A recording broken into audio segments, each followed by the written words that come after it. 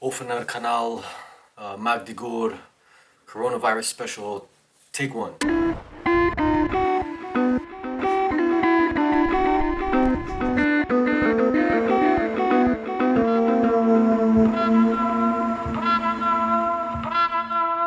Hello everyone.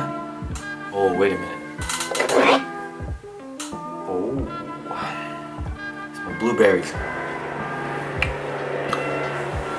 Okay, like I was saying, I have some blueberries here, keep my immune system up, can't be too careful about the health these days. My name is David Malana. I'm from Southern California, a small town called San Dimas. San Dimas High School football room! Yeah, that San Dimas. I work in education and media internationally. Oh, it's a sour one.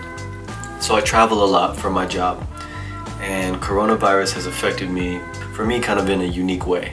It didn't really start getting serious until I went to Berlin, and this was a few weeks ago. I was visiting a friend, I was on my way to go work in Russia. The organization that I'm working with emailed me and told me that Russia was off. There's a 14-day quarantine order on anyone that's been to Berlin, America, or Korea, and other places as well. But I had been to all of those places in the past couple months. We were trying to figure out where I could wait until my next assignment, and after a lot of research, we figured that Serbia was the safest place, the cheapest, the best in terms of like coronavirus restrictions at the time.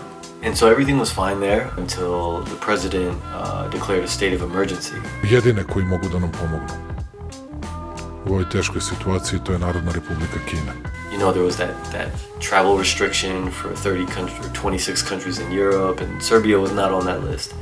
I thought I had a choice of where I could go, just to wait this virus out. I can see my relatives and enjoy surfing in the Philippines. I could go to India, and there's a surf school over there that I work with. But a couple days go by, and then it's clear that I should probably go home. And so I did.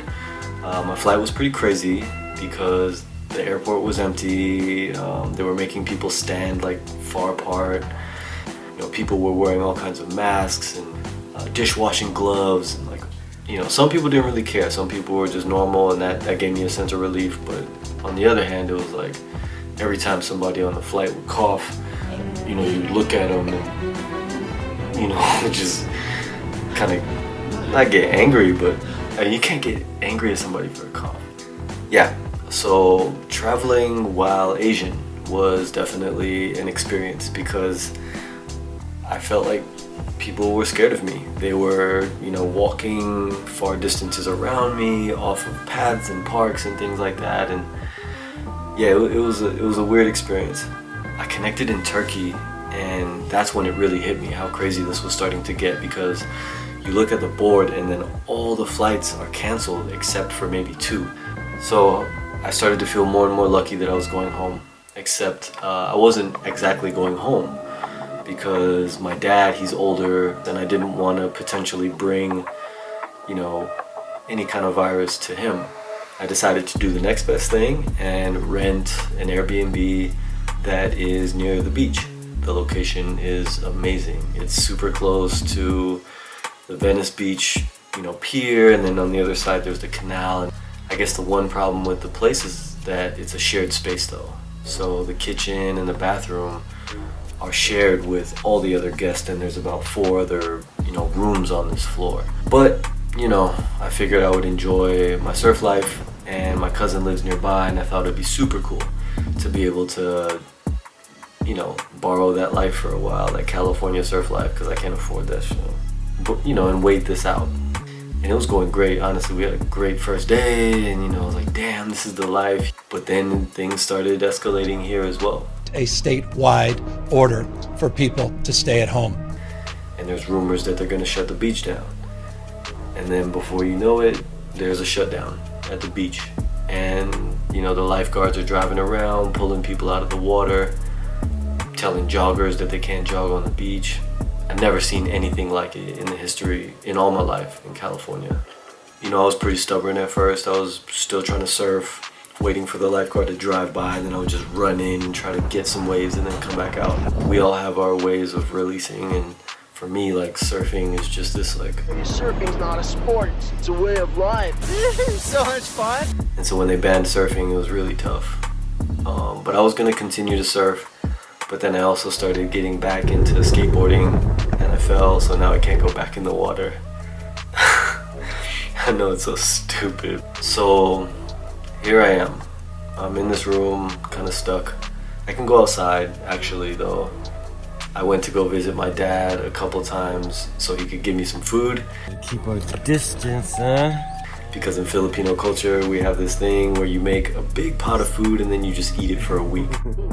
My cousin, though, he can't surf with me anymore. You know, we're not gonna see each other very much because he has roommates and they're trying to protect them. Hi. 6 feet, 18 feet. Care package. Boom. Boom, what's this?